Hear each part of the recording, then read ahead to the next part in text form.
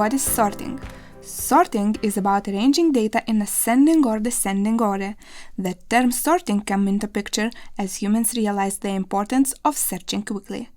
There are many things in our lives that we need to search for. For example, while traveling or booking an apartment, it is nice to have all suggestions listed in preferred order.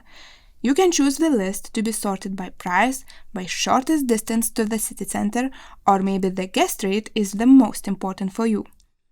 Also, dictionaries, phone books are sorted alphabetically. That helps to find the word or telephone faster than checking all the possible solutions. Sorting arranges data in a sequence which makes searching easier.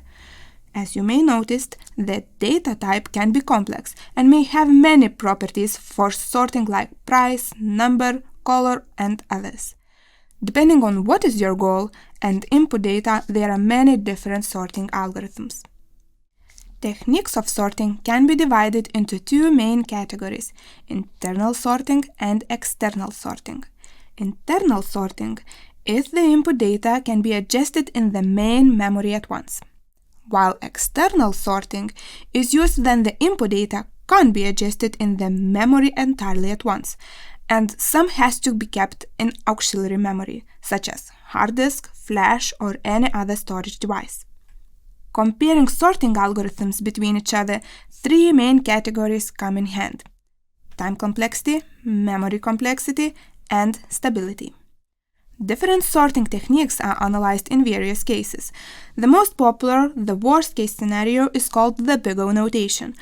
However, for better comparison, an average case or the best-case scenario should also be considered because some algorithms strongly depend on the input data. For example, random, partially sorted, and other. Sorting algorithm is called stable if it doesn't change the sequence of similar elements. To explain the stability issue, I will show an example using the array of different elements that have two features: number, that is written in the square, and the color. Let's say that these blocks should be sorted in ascending order by numbers. As you may notice, there are two blocks that has the same number but different color. They can be called as similar elements. In this example, positions of purple and green element haven't changed between each other. Purple was in front of green element and it remained the same after sorting. Contrary, if a sorting algorithm changes a sequence of similar elements, it is called unstable sorting, and purple element can be placed after the green one. Stability of an algorithm matters when we wish to maintain the sequence of original elements.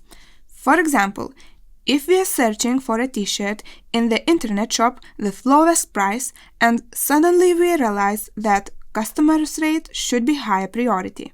The price still matters, so the t-shirt with the same customer's rate should be in ascending order by price, or in the same sequence as it was before additional search.